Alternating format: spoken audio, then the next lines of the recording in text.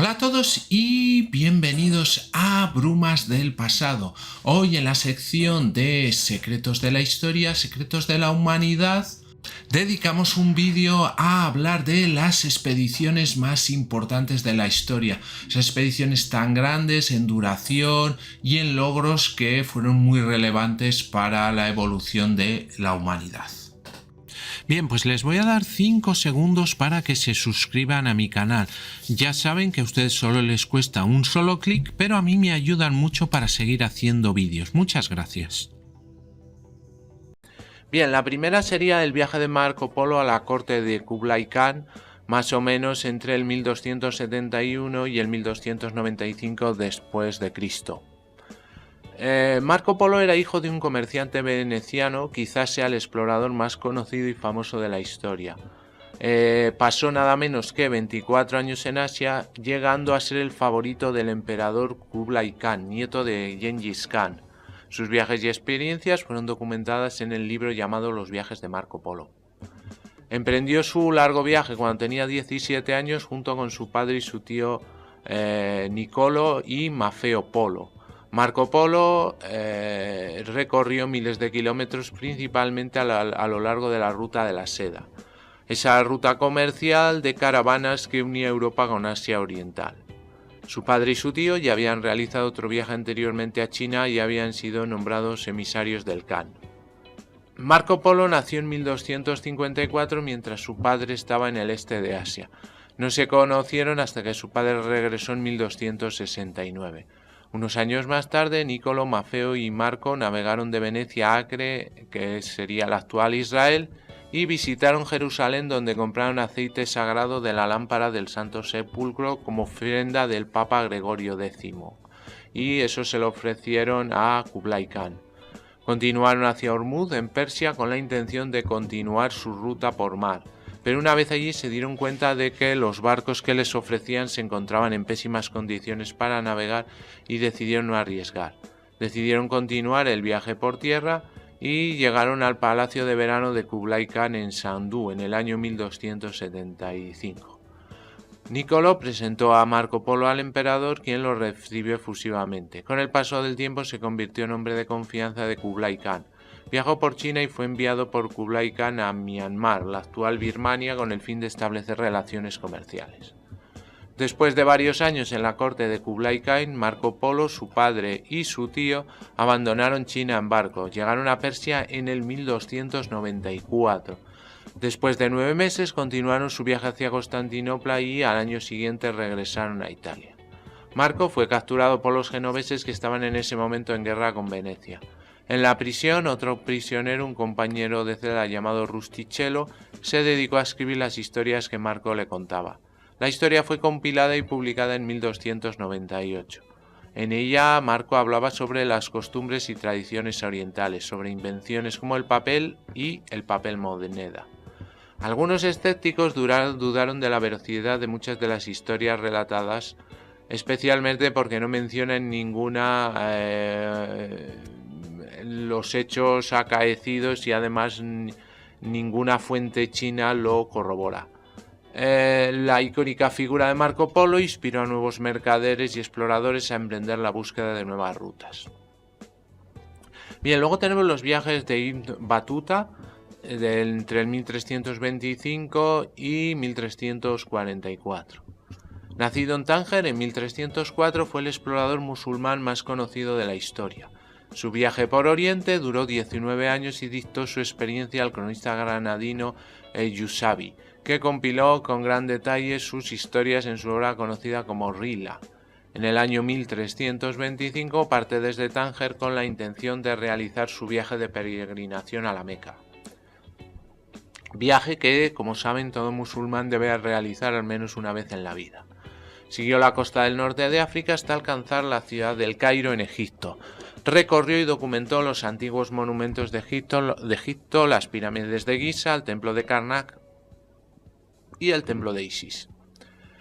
Batuta tomó el camino de la ruta de la seda, uniéndose a una caravana, llegando a Palestina para visitar los lugares santos de Hebrón, Belén y Jerusalén. Y de ahí prosiguió su viaje dirección a Damasco, donde pasó el mes de Ramadán. Finalmente continuó hasta Medina y después a la Meca. Pero esto no significó el final de su aventura. Su espíritu aventurero había despertado. Tomó dirección hacia Persia, que en ese momento estaba controlada por los mongoles, y conoce al que sería su último gobernante, Abu Said Bahadur Khan. Con su ayuda llegó a las ciudades de Samarra, Mosul y Tikrit. En estos lugares conoció a la rama del Islam de los chiíes, por los cuales expresó una gran antipatía. Después regresó a la Meca para continuar adquiriendo conocimientos religiosos. En 1330 partió con destino al Yemen, desde donde embarcó hasta Etiopía, llegando hasta la isla de Zanzíbar. Y ahí ya emprendió viaje de regreso y se tomó un breve descanso en la Meca dirección a Anatolia. Recorrió Turquía, cruzó el Egeo y llegó a Crimea, donde conoció a Ozbek Khan de la Horda de Oro, al que acompañó en una travesía hasta Astracán a orillas del río Volga. Después dio media vuelta para visitar Constantinopla. Tras pasar un mes en la capital bizantina, regresó a Astracán y tomó dirección a Samarcanda. Cruzó Afganistán, dirección a la India y llegó al sultanato de Delhi, donde trabajó como juez.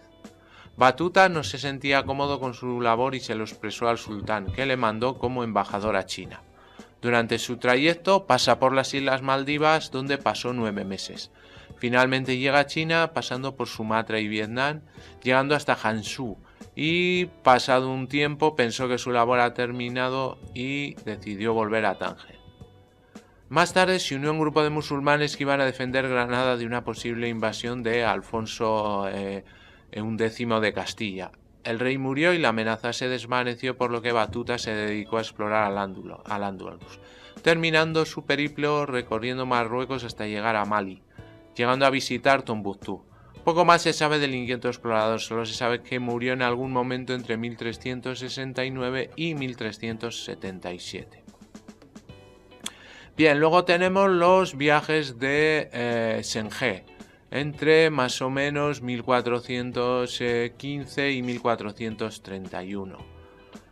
El emperador Yongle de la dinastía Ming figura extensamente en el ascenso y ocaso de la dinastía Ming, y encargó a su pupilo Senghé realizar una serie de viajes con el fin de establecer nuevas rutas comerciales para China. Llegó a realizar nada menos que 7 viajes a través del mar de China y el Océano Índico.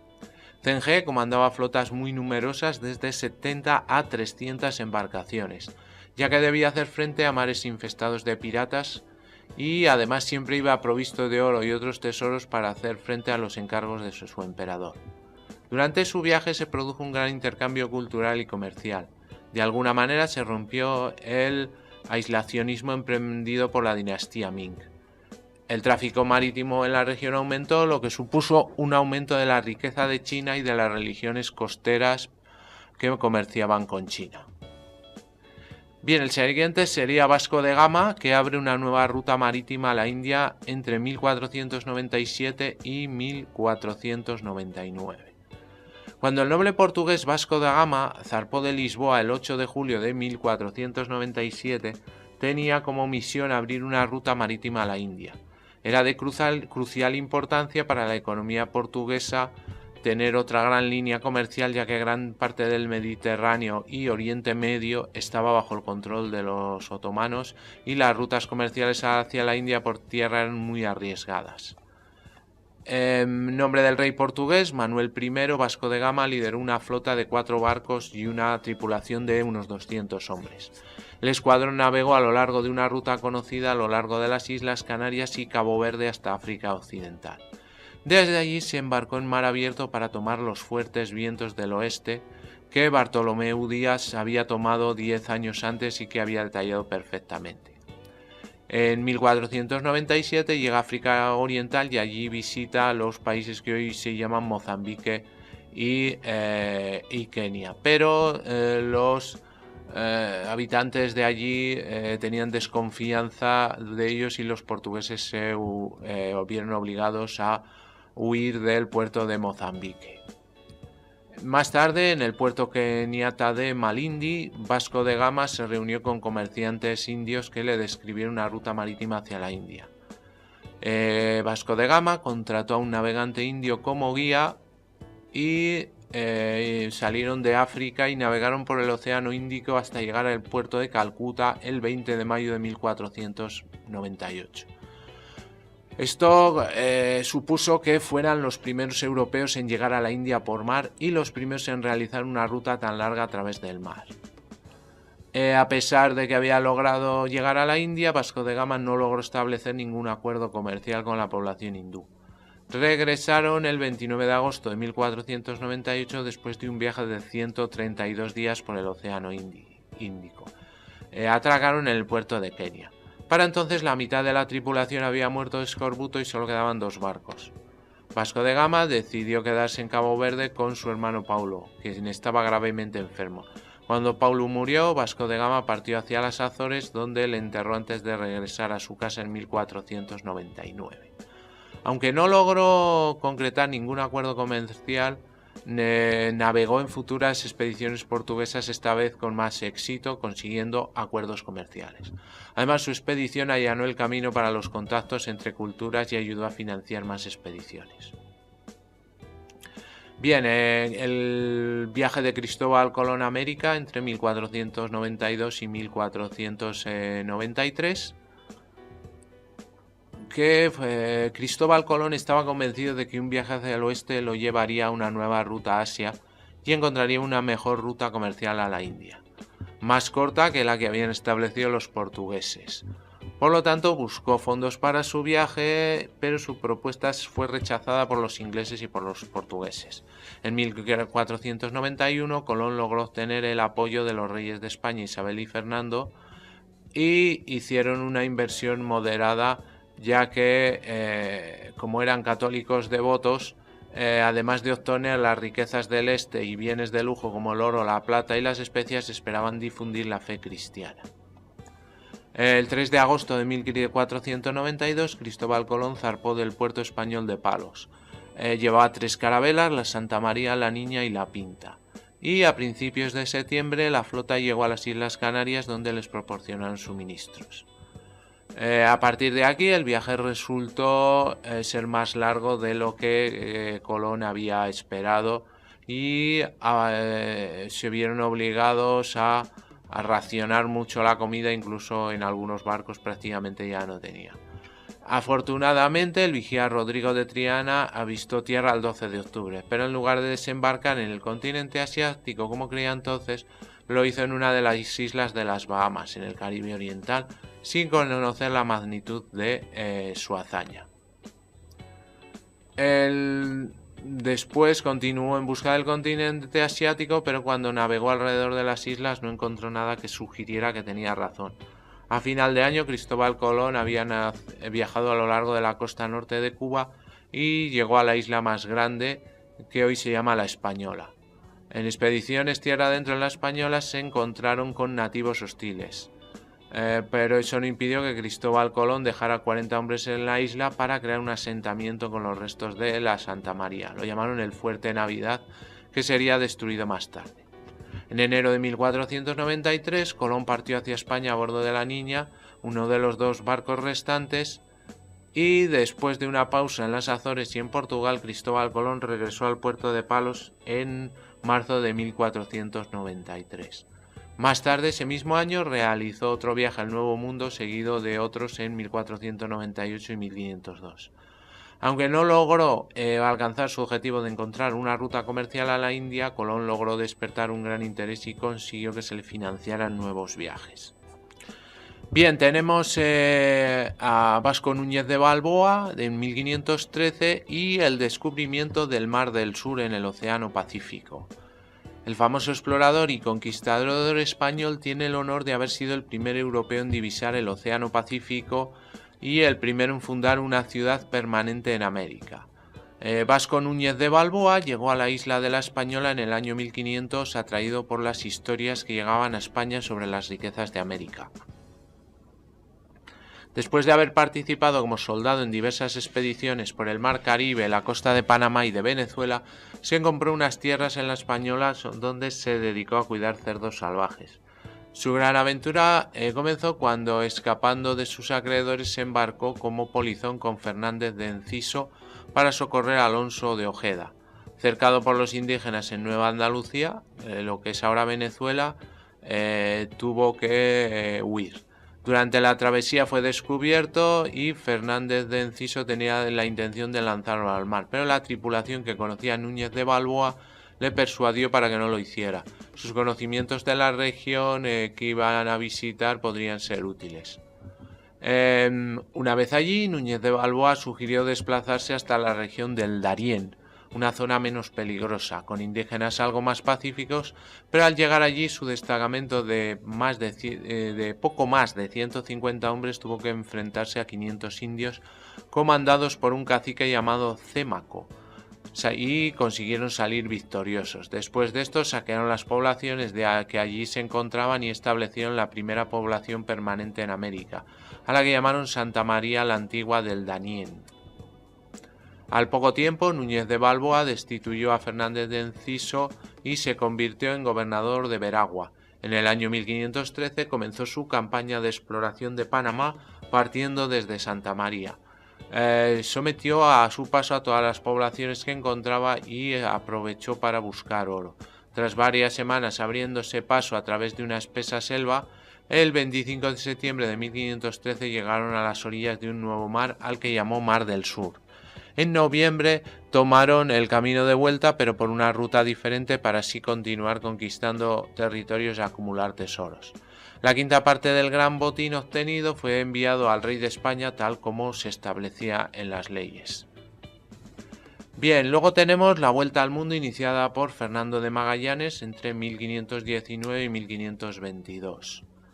En su Portugal natal fue considerado un traidor, pero Fernando de Magallanes consiguió la protección del rey español Carlos I. Se le encargó la misión de encontrar la ruta marítima a un grupo de islas en el sudeste de Asia que hoy en día se llaman Molucas, unas islas muy ricas en especias. Las especias eran muy caras y buscadas en Europa en ese momento.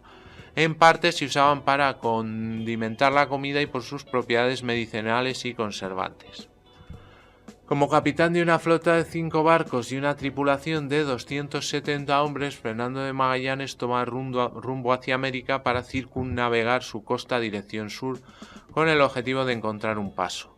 Dejaron atrás el puerto de Sanlúcar de Barrameda el 20 de septiembre de 1519 y se dirigieron hacia el oeste a través del Atlántico.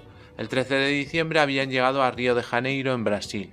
Y ahí Magallanes viajó a lo largo de la costa sudamericana hasta la desembocadura del Río de la Plata. El día de Pascua de 1520, 2 de los capitanes españoles se rebelaron. Magallanes logró sofocar el levantamiento y a un capitán lo decapitó y al otro lo abandonó en una isla perdida y luego continuó hacia el sur. En octubre, Fernando de Magallanes encontró el paso que llevaría a su nombre.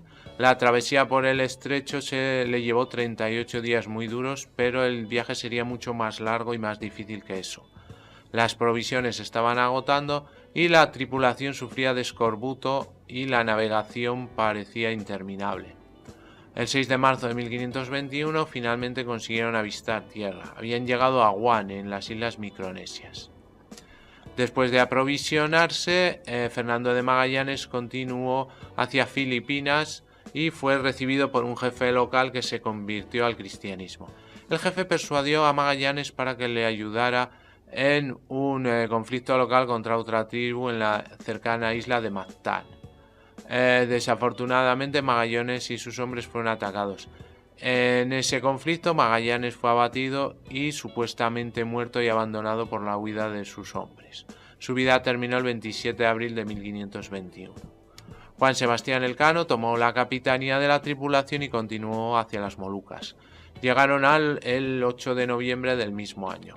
Intercambiando todo lo que tenían por especias, consiguieron una auténtica fortuna. Con eso ayudaría a sufragar con creces el coste de la expedición. Después continuaron hacia Timor y a partir de ahí se separaron antes del viaje restante a casa. Un barco intentó llegar a España navegando hacia el oeste, mientras el otro, el más diezmado, dio media vuelta para regresar por donde había venido. El barco que navegaba hacia el este nunca fue visto de nuevo. El 22 de mayo de 1522, bajo el mando del navegante Juan Sebastián Elcano, la nave Victoria llegó a España. Solo 18 miembros de la tripulación original habían sobrevivido. Fernando de Magallanes pasó a los anales de la historia por capitanear la primera expedición en dar la vuelta al mundo, y la ruta marítima a las Molucas nunca llegó a ser importante para el comercio. Sin embargo, se abrieron grandes áreas para una mayor exploración y ahora se entendió que la Tierra era mucho más grande de lo que se pensaba anteriormente, quedando demostrado que el mundo era esférico. La historia y epopeya de Álvar Núñez Cabeza de Vaca. Cabeza de Vaca fue un explorador y conquistador español algo peculiar. En una época en la que la conquista de América se abría a golpe de sable, Cabeza de Vaca demostró que las cosas se pueden hacer de otras maneras. En 1527, Pánfilo de Narváez, ya conocido por su enfrentamiento con Hernán Cortés, capitaneó una flota de 5 barcos y 600 hombres con la intención de explorar el Golfo de México entre la Florida y el Río Grande del Norte, estableciendo a su paso asentamientos.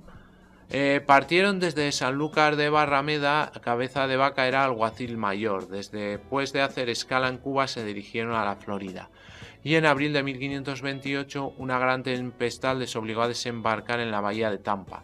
Se perdieron 2 barcos y gran cantidad de hombres.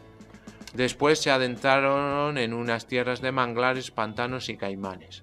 La enfermedad y las fiebres causaron numerosas bajas. Además, era un blanco fácil para los indígenas que habitaban allí. Eran constantemente atacados con flechas y dardos. Siguieron el curso de la costa hasta que llegaron a la desembocadura del río Mississippi. Cruzar ese río costó muchas vidas, incluida la de Pánfilo de Narváez. Los pocos que quedaban tratarían a partir de ese momento de llegar a algún asentamiento español en la costa de México. En su viaje fueron encontrando más poblaciones indígenas. Cabeza de Vaca, junto a otros, fueron capturados y vendidos como esclavos. Gracias a sus conocimientos en medicina y algún golpe de suerte, fue considerado un curandero.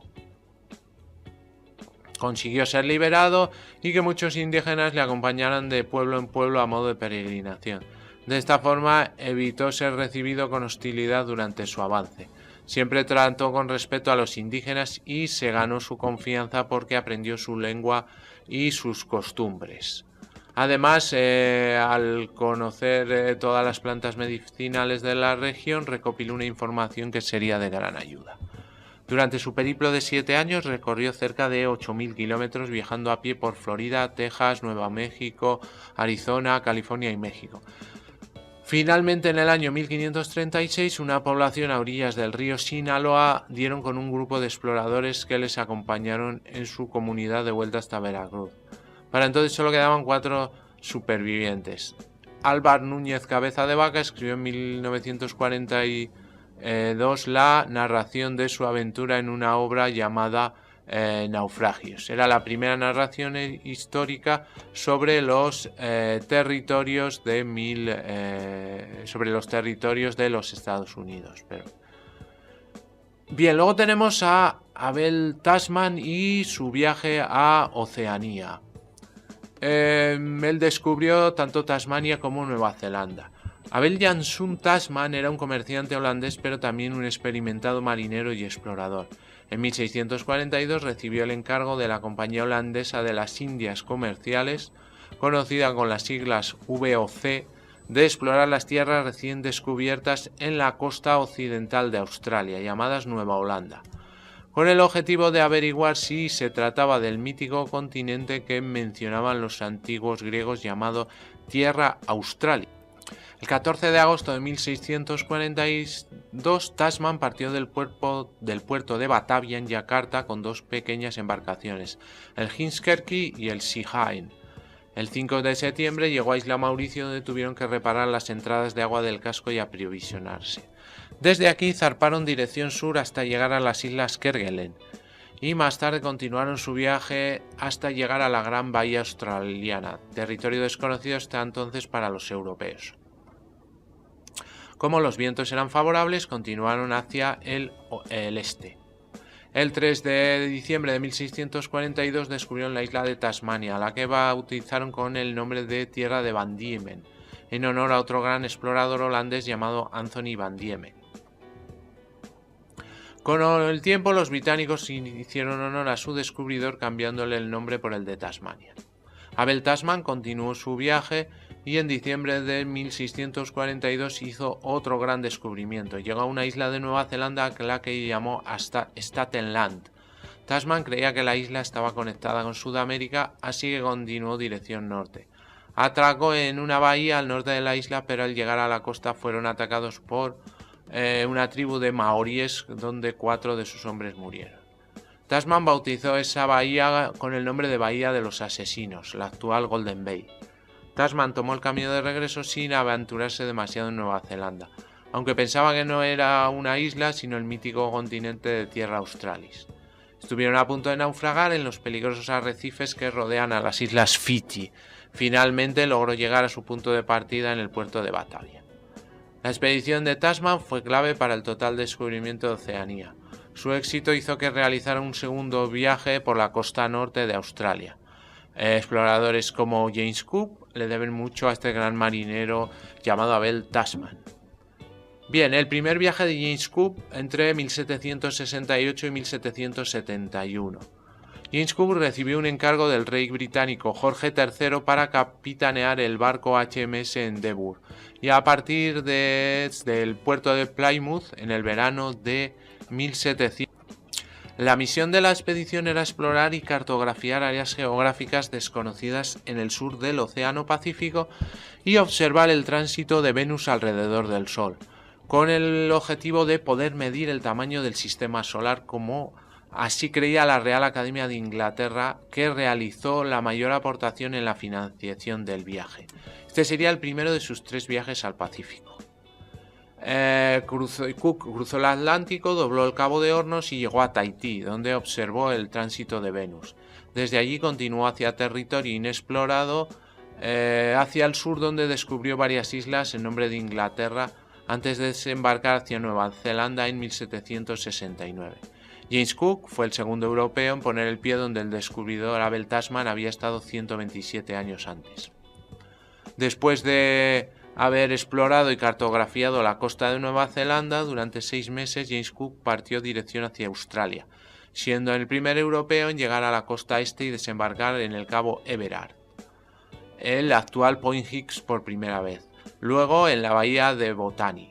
En su viaje hacia el norte, a través de la costa australiana, el HMS Endeavour sufrió un serio percance. Su casco sufrió una rotura y se rasgó al atravesar la Gran Barrera de Coral, pero lograron llegar a las Indias Orientales holandesas para poder repararlo. Tras 35 meses, el HMS Endeavour logró regresar a Inglaterra el 12 de julio de 1771. La impresionante aventura del HMS Endeavour dio nombre al transbordador espacial Endeavour. Bien, tenemos la expedición científica de Alejandro Malaspina entre 1789 y 1894.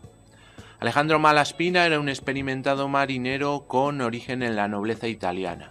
El rey Carlos III de España aprobó y financió esta expedición antes de fallecer. La capitaneaban Alejandro Malaspina y José Bustamante y Guerra.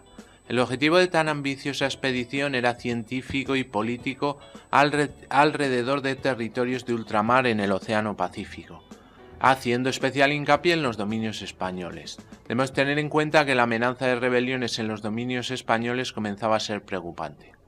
La expedición, que comenzó en 1789 partiendo desde el puerto de Cádiz, llevó 2 naves que fueron la Atrevida y la Descubierta. Recorrió la costa oeste de América desde Montevideo hasta Alaska, pasando después por las islas Filipinas, Nueva Zelanda y Australia. Y el 21 de septiembre regresó a España. En la expedición participaron destacados botánicos, pintores, naturalistas y militares. Realizaron descripciones y valoraciones sobre la situación política y económica de los territorios en los que hizo parada. También estudiaron la población indígena y la fauna del archipiélago de la Tierra de Fuego.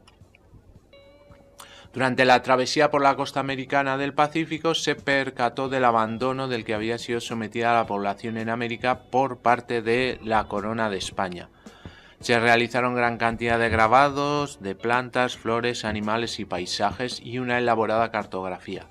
Al llegar a Alaska buscaron un paso para bordear el norte de América, pero les resultó imposible y abandonaron. Tomaron rumbo a las islas Filipinas después de documentar la isla y se dirigen a Nueva Zelanda y Australia, donde también recopilaron una valiosa información de las colonias británicas.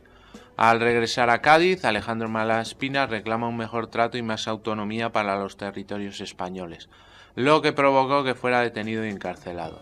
Su trabajo fue requisado y permaneció oculto hasta 1885, cuando el teniente de navío Pedro Novo y Colson lo desempolvó publicando un estudio llamado Viaje político científico alrededor del mundo por las corbetas Descubierta y Atrevida, al mando de los capitanes de navío don Alejandro Malaspina y don José Bustamante y Guerra desde 1789 a 1794, restaurando así el honor de tan fabulosos exploradores. Bien, luego tenemos la expedición de Lewis y Clark entre 1804 y 1806, y en el año 1803 Estados Unidos compró el estado de Luisiana a Francia por $15 millones. Debido a esto, el presidente Thomas Jefferson financió una expedición de exploración. Le pidió a su secretario personal Meriwether Lewis que la dirigiera. Lewis aceptó y sugirió que su amigo William Clark le acompañase. La aventura hacia el oeste comenzó el 14 de mayo de 1804 y la expedición se llamó The Course of Discovery. 33 personas, incluido el esclavo personal de Clark, que fue liberado después de la expedición, formaron parte de la misma.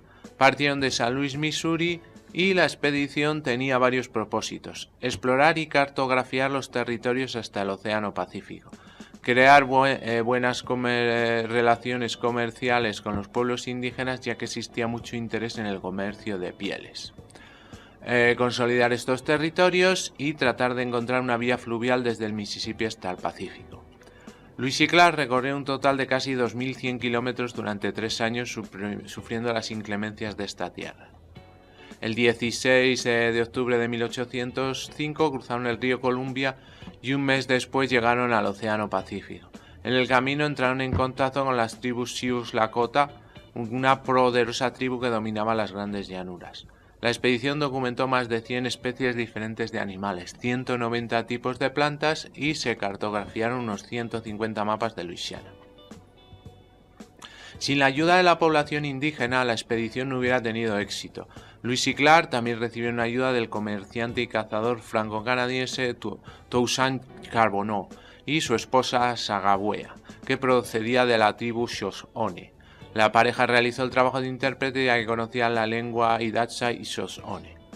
Durante el viaje de regreso en 1806, Lewis resultó gravemente herido en un accidente de caza, por lo que fue necesario dividirse en dos. El grupo de Lewis tuvo que tener enfrentamientos armados con algunas tribus.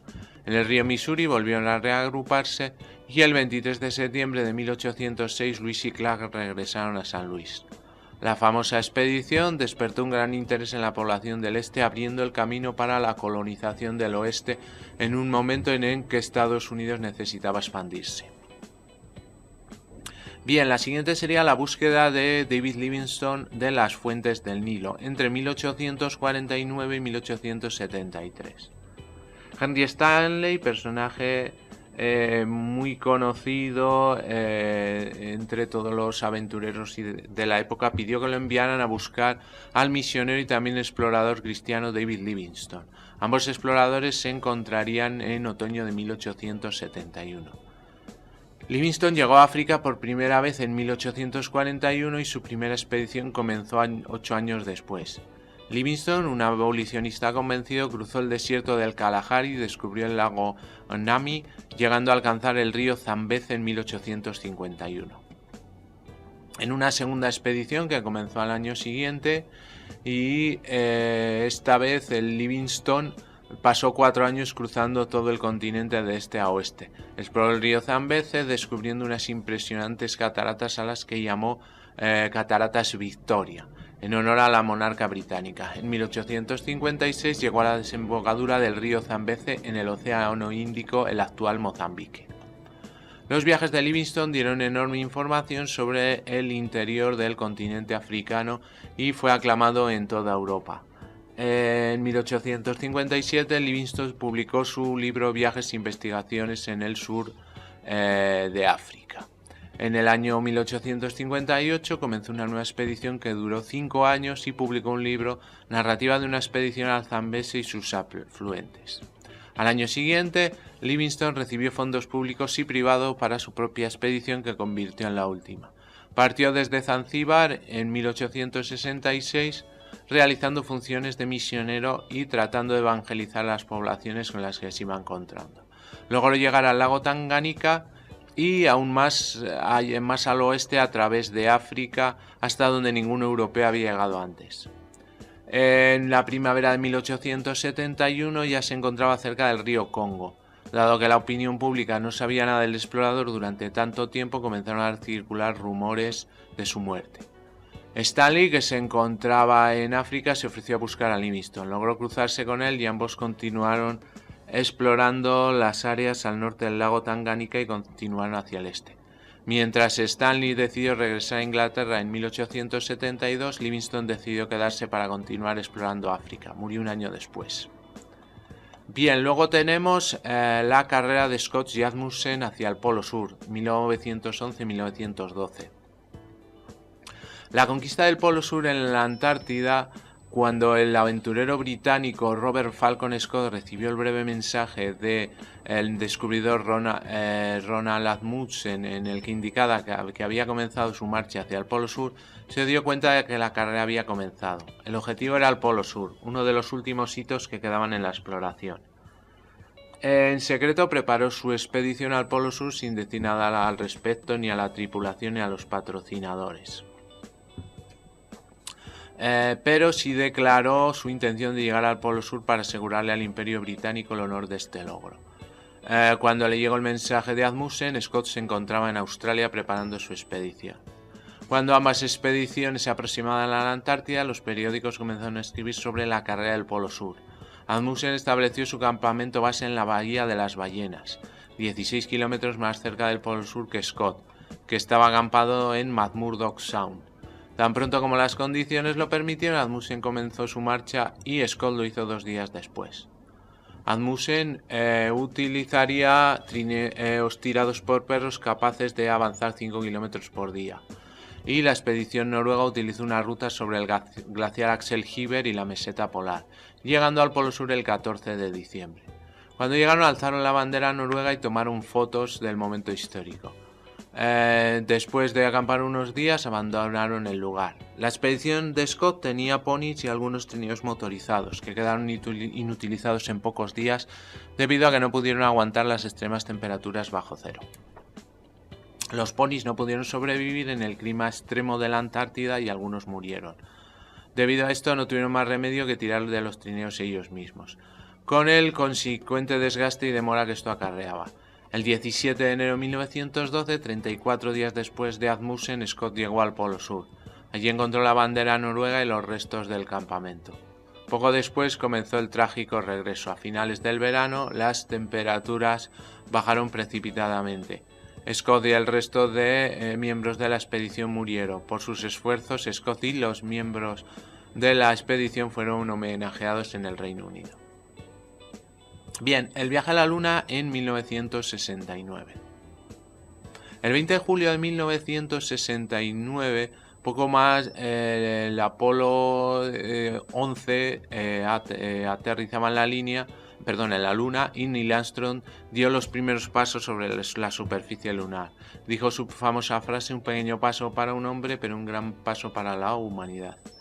El primer paso histórico de Armstrong sucedió a las 22:56 de la costa este de los Estados Unidos. Ese día, las familias que tenían un televisor contemplaron el gran e inolvidable acontecimiento. El primer paso de Neil Armstrong sobre la superficie de la Luna fue el paso culminante de una larga serie de preparativos en la Administración Nacional de Aeronáutica y el Espacio, la NASA. El programa Apolo había tenido sus predecesores, como los programas Mercury y Gemini, y había superado muchas dificultades. A las 4:18 aterrizó en un área relativamente lisa de la superficie de la Luna llamado Mar de la Tranquilidad. En pocas horas, Armstrong se encontraría caminando sobre la superficie lunar. Aldrin le siguió unos minutos después. Los astronautas tomaron fotos y hablaron con el presidente Nixon y dejaron una placa que decía: aquí los hombres del planeta Tierra que pusieron el pie en la Luna por primera vez en julio del 69. Vinimos en son de paz en nombre de toda la humanidad. Toda la tripulación del Apolo 11 regresó a salvo a la Tierra, donde aterrizó el 24 de julio. Bien, pues hasta aquí el vídeo de hoy. Espero que les haya gustado, que les haya sido útil, interesante. Y antes de terminar, vamos a hacer un pequeño recorrido por todos los canales creados por EBM Informática. Y así, si alguna temática de alguno de ellos les interesa, pues pueden acceder a ellos fácilmente. Bien, el primero y el canal más grande es el canal de EBM Informática, donde tenemos tutoriales de todo tipo de actividades del mundo de la informática. Tenemos cursos completos como de Word, Excel, Access, Photoshop, trucos y diversas explicaciones de aplicaciones normalmente de PC que les pueden ser muy interesantes. Y luego tenemos el canal de Brumas del Pasado, donde lo dedicamos a temas culturales. Por ejemplo, nos especializamos en vídeos de biografías de ficción, donde elegimos personajes ficticios y hacemos una cronología, una biografía, una vida y hechos como si hubiera existido realmente, y elegimos personajes de películas, series de televisión, de cómics, de videojuegos y de libros. También tenemos la sección de lugares ficticios, que es parecida a la anterior, pero cogiendo pues esos lugares que no han existido, y otra que sería la de biografías reales. Aparte tenemos secciones como secretos de la historia, una sección dedicada a los pioneros del cine que la llamamos en blanco y negro, y otra sección que se llama pequeña gran pantalla, que nos centramos más en el cine de hoy en día, rankings también de series de televisión, etcétera. Entonces, un canal muy completo donde van a encontrar diversos contenidos culturales muy interesantes.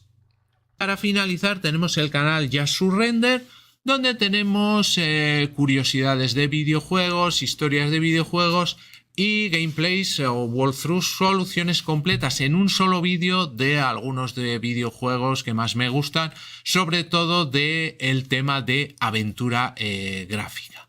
Pues muy bien, muchas gracias y hasta el próximo vídeo.